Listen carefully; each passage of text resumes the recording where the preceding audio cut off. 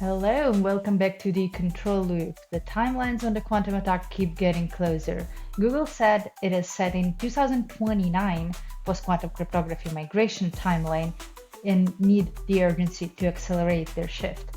Just a few days after that, Google Quantum AI has released a paper that said that the future quantum computers may break elliptic-curve cryptography within minutes under their assumptions, which is roughly a 20% reduction from their earlier estimates. NIST has already standardized the three main post-quantum signature algorithms and says the organizations and federal agencies should begin migration now. The language around this in the industry has become much harder to ignore.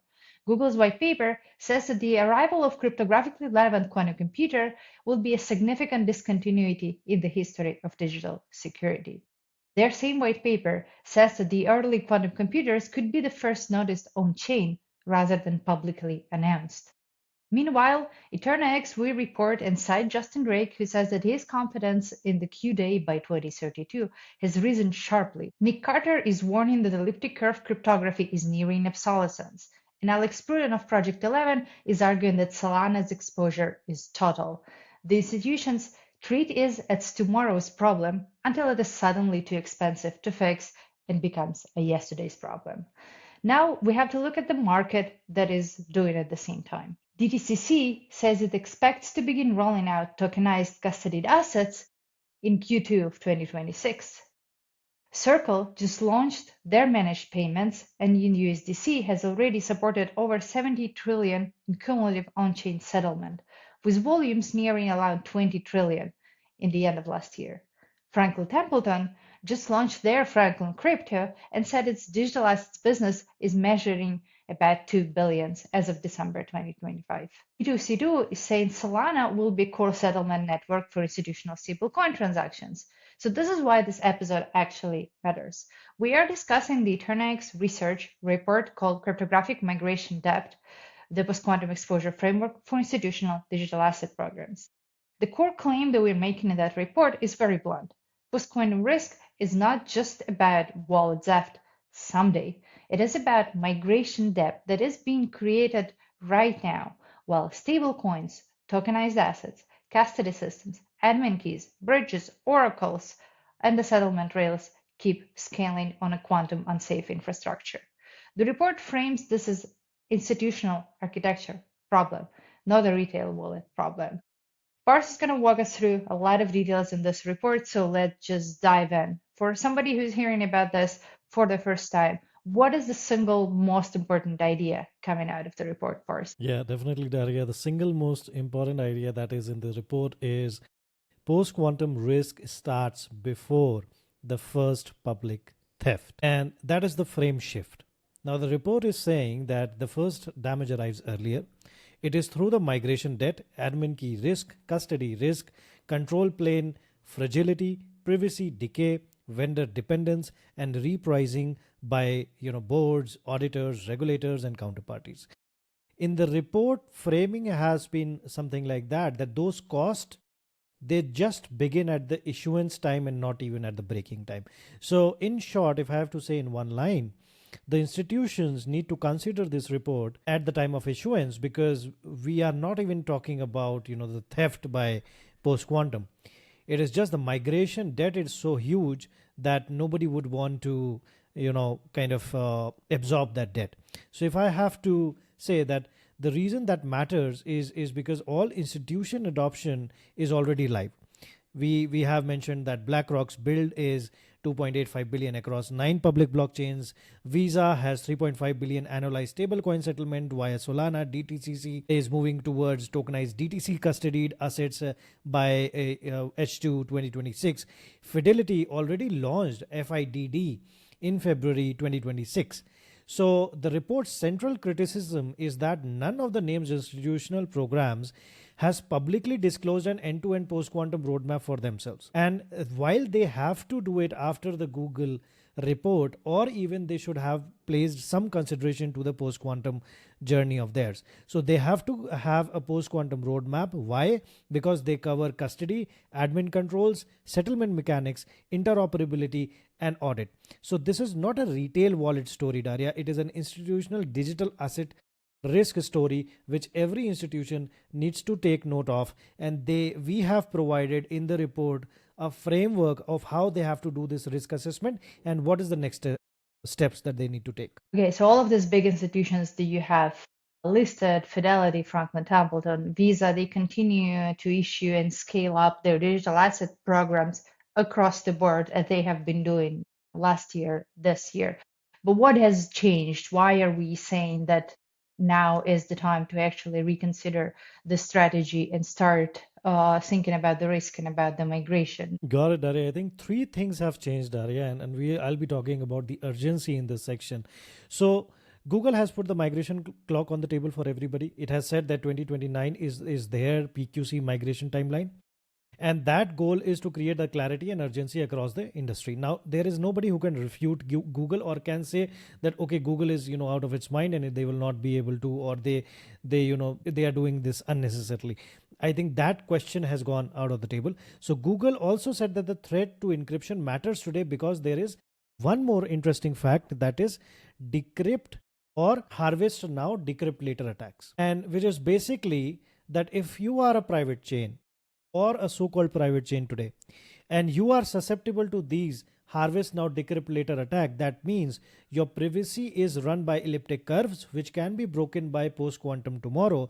Then essentially what I'm saying is that my privacy is not private today, it can be broken tomorrow. So whatever I am doing, say on Zcash or Monero, they will be broken and people would be able to see all my transactions and they will be able to steal all my funds as well.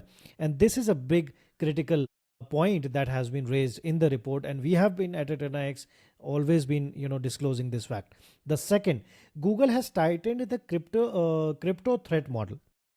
So what they have said is March 31st post says future quantum computers may break elliptic curve cryptography with fewer qubits and the gates that previously realized. And under its stated assumption, the attack could run fewer than 500 physical qubits in a few minutes. Now, the Google also explicitly urges that the vulnerable crypto communities to begin the migration of the post-quantum without any single day of delay.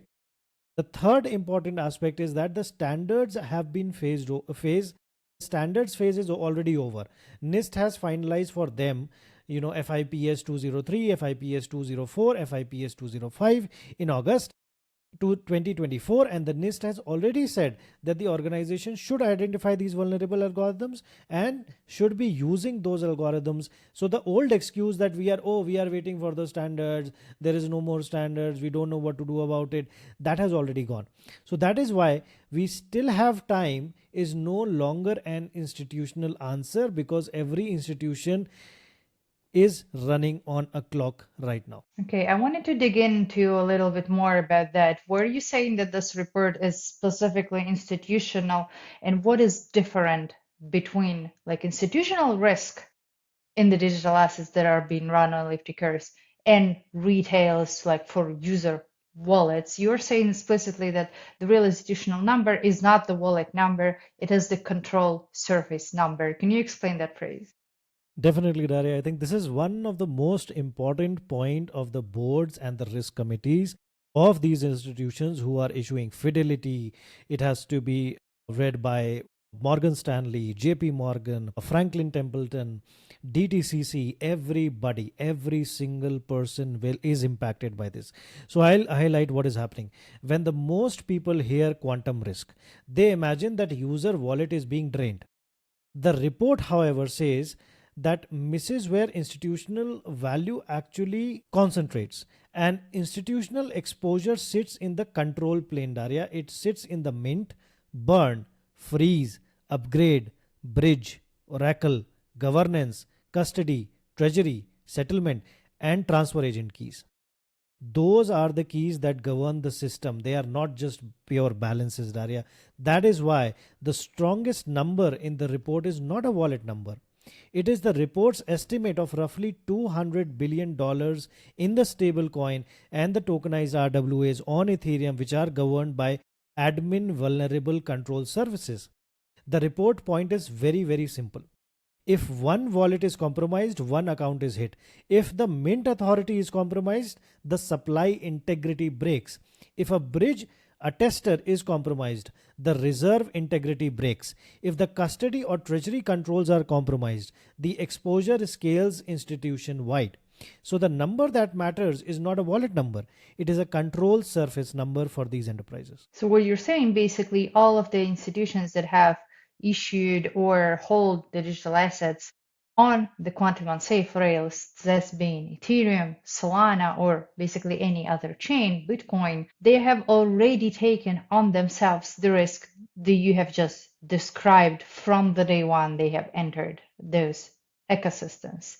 And so to secure themselves from the future cryptographic alert quantum computer attacking those admin keys, they're going to need to migrate. And you're explicitly calling that the migration debt, this risk that they have taken on. Can you dive a little deeper there? Definitely, Dariia. One important fact, as you have highlighted, correct, that this is exactly the migration debt, but I'll define it more in more details.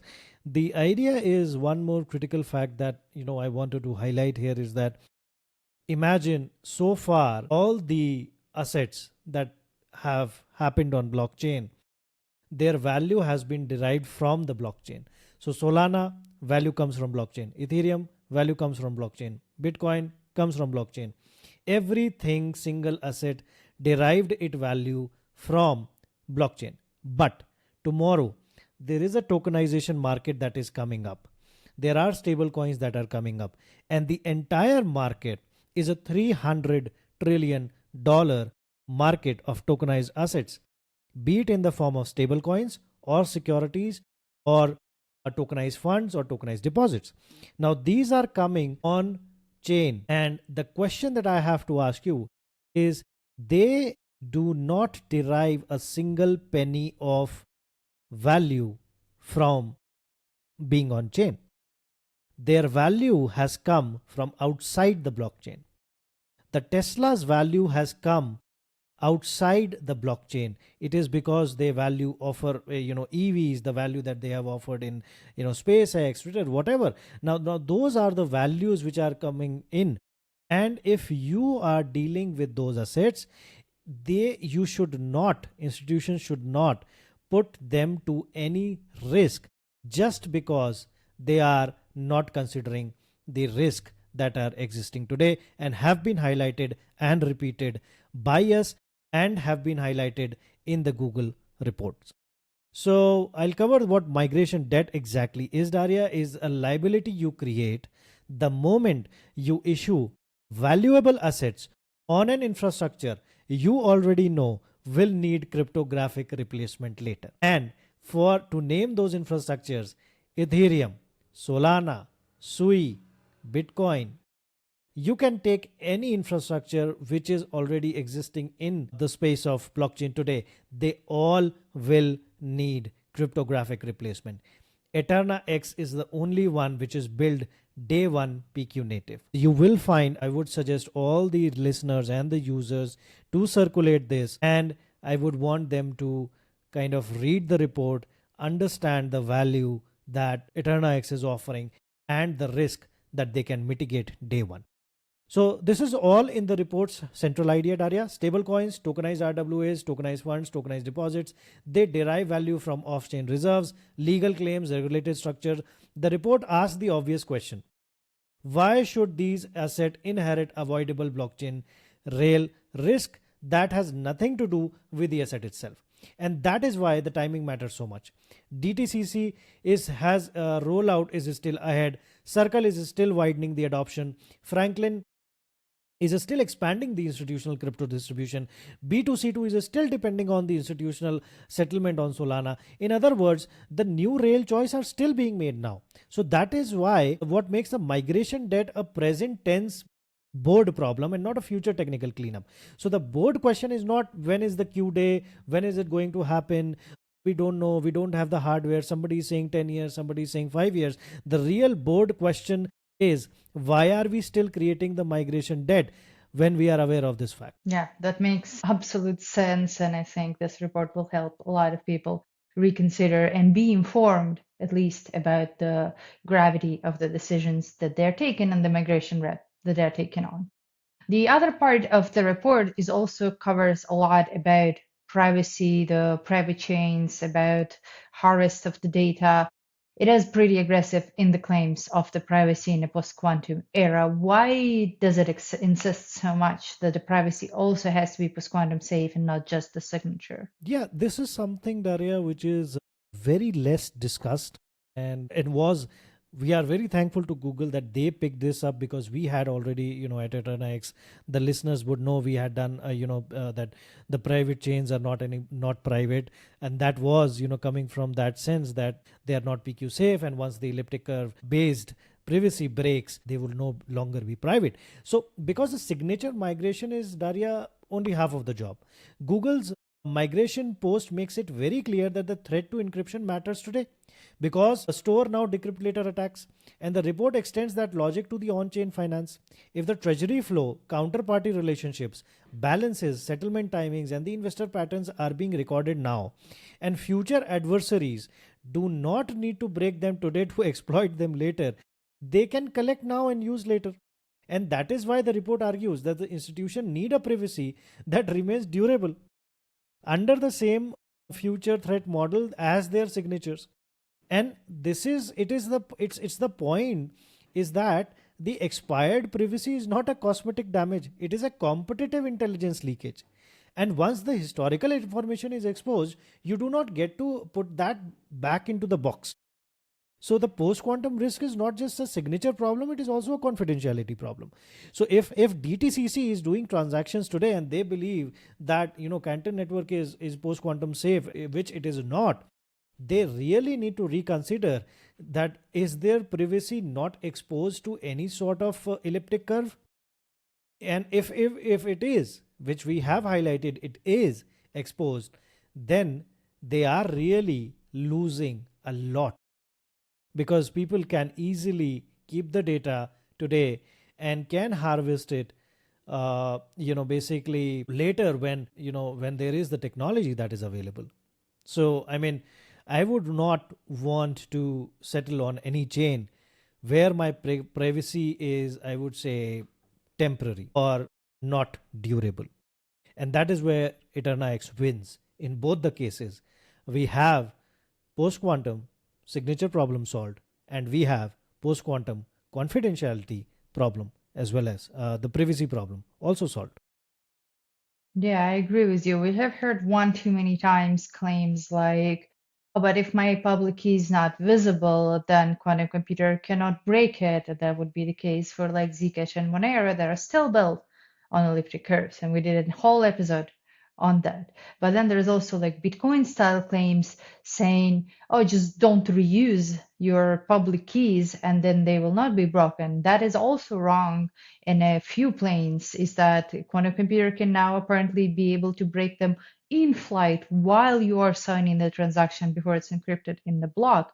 But also nobody in the market is actually not reusing any keys. All of the exchanges, all of the actual high targets are reusing their keys all the time. So operational security absolutely cannot be the solution to this quantum safety in the long term. It may save you maybe a couple of months while you're still migrating. That is okay, but it's not a long-term solution. And that is also what we cover a lot in the report. It is pretty big. The PDF is about 50 pages. It goes very, very much in depth into all of the details, all of the control planes, all of the surface risk, every single thing that may go wrong and that needs to be taken care of in stopping accumulating immigration debt. So if you were to summarize, what are like 5 most important statements that people need to remember from the report and from the episode, what would you say those would be? Definitely, the five would be first. The Google white paper says that the arrival of cryptographically relevant quantum computers would be a singular discontinuity in the history of digital security. And that tells you that this is not a small incremental shift. This will make and break a lot of financial institutions. Also, if there is an institution that pays a lot of attention to this particular problem, there is a chance that they get the distribution win in a market which has just started. The tokenization market is right now only $25 billion. This is the current float. However, the market size of the tokenized securities is 300 trillion. Now, I would leave this decision to the institutions how much of the winner they want to be. The second is the same white paper, Dariia says that CRQCs may first be detected on a blockchain rather than announced. So that destroys the comforting fantasy that, oh, there is one day when there would be lights in the sky and there would be fireworks like 4th of July, and people will announce on televisions and Twitter that, oh, Q Day has finally come. So I would suggest that the enterprises and institutions and the responsible parties in this segment just wake up from this fantasy, and this is not going to happen. It is going to be a very secret action. We have already seen attack on Drift, which involved a lot of social engineering to get the keys. The whole idea is, if there is a quantum computing, the 285 million hack that happened because with the social engineering, 1.5 years of social engineering for the keys would happen in less than, we would say, a day. So that is also a bigger possibility. In Drake, Dariia, he has been one of the most modest voices in the space. He's coming from the Ethereum Foundation. He himself says that the confidence on the Q day by 2032 has been risen sharply, and that now he sees a much greater chance of a quantum computer to recover the private keys within next couple of years. So fourth, Nick Carter, Dariia, says that elliptic-curve cryptography is nearing obsolescence and Bitcoin has only 3 years to survive, and after that, he does not see more time to it. Fifth, Alex Pruden 100% says that he's from Project 11. He says that 100% of the network is vulnerable on Solana, and separately argues that institutions treat this as a tomorrow's problem until it becomes a today's problem, and then you take years to fix this.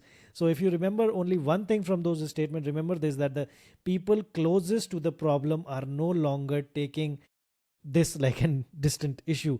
So there is a cancer that has already been spotted.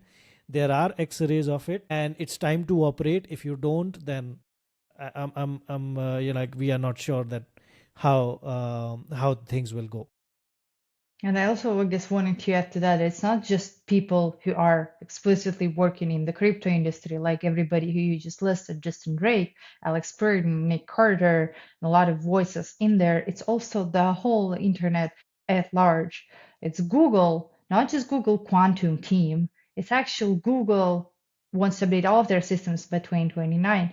Yesterday, it came out that Cloudflare has also moved their timeline for updating their systems to post-quantum by 2029.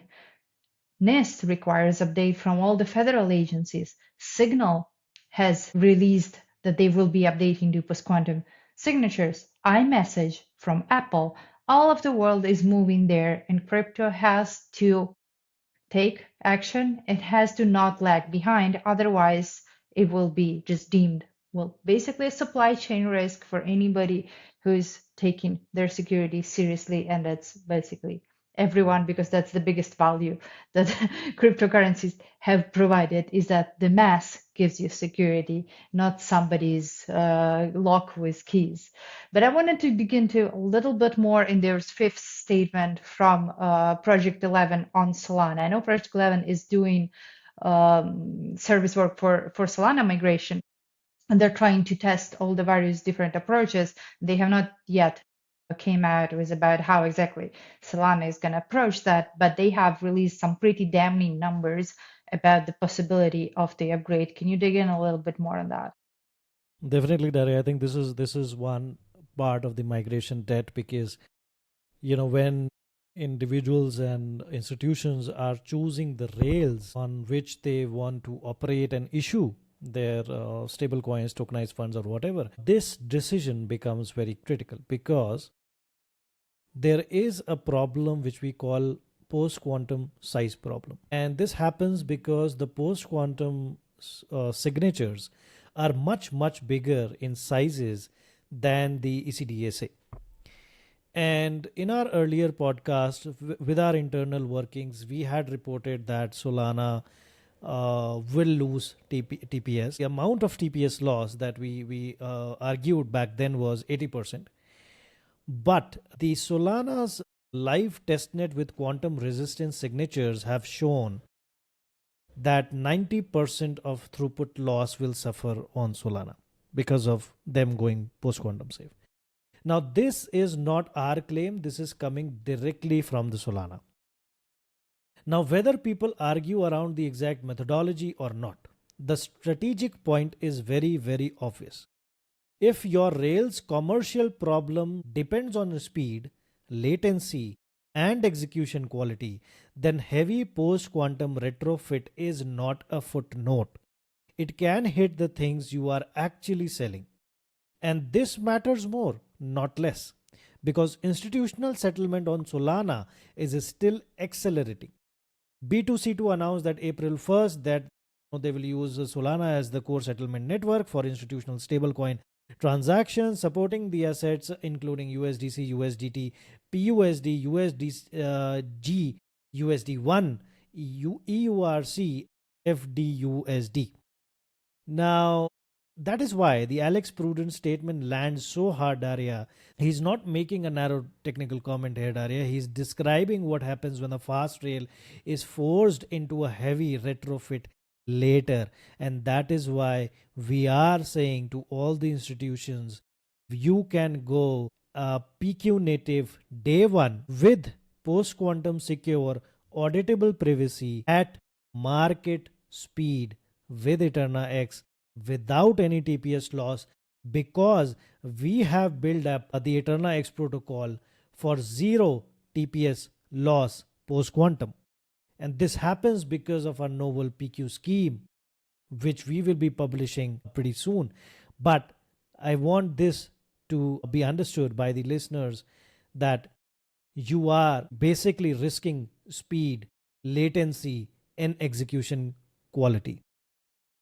And this I'm talking to the institutions and not to the rails, because there is very little that these infrastructure companies can do about this problem. I mean, it's a big problem for them because the whole speed was coming from the small sizes. But now if you suddenly increase the size, it's a problem for them.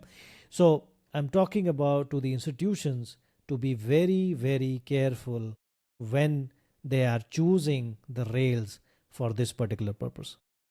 Yeah, I mean, one can help but wonder if the decision would have been different if the statement that they were looking at would have been, okay, we are gonna issue in Solana, which is the fastest chain that we have today, but actually in 3 years it's gonna lose 90% of their throughput.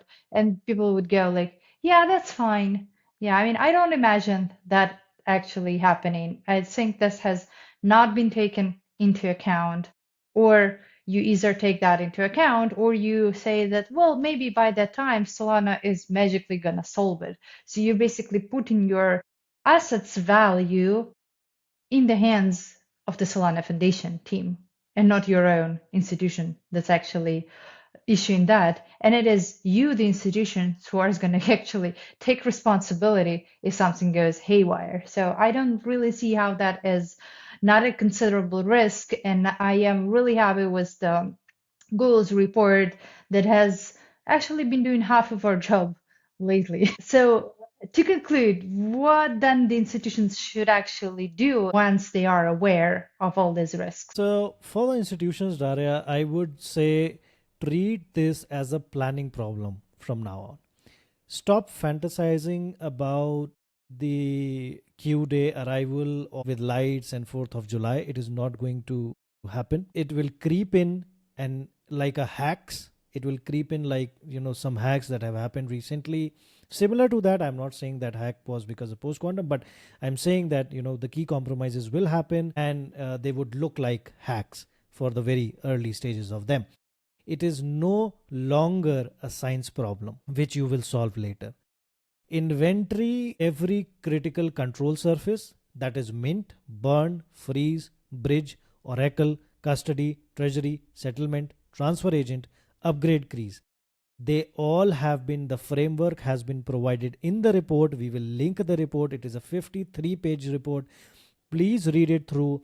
Please share it with your chief CROs, risk officers, and the product teams, and your issuing teams, your business development teams. It is relevant for everybody.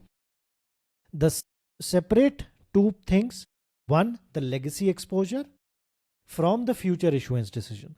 So what I'm trying to say, what you have issued so far on any blockchain, legacy blockchains, Solana, Ethereum, Stellar, Sui, whatever, separate it in one legacy exposure bucket. That means that those things have to be dealt differently.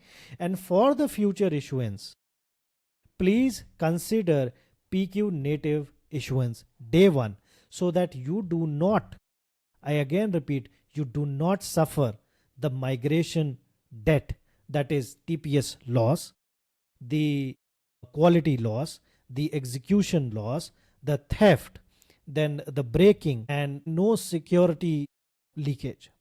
So this is all that you can avoid day one by taking a decision going PQ native today.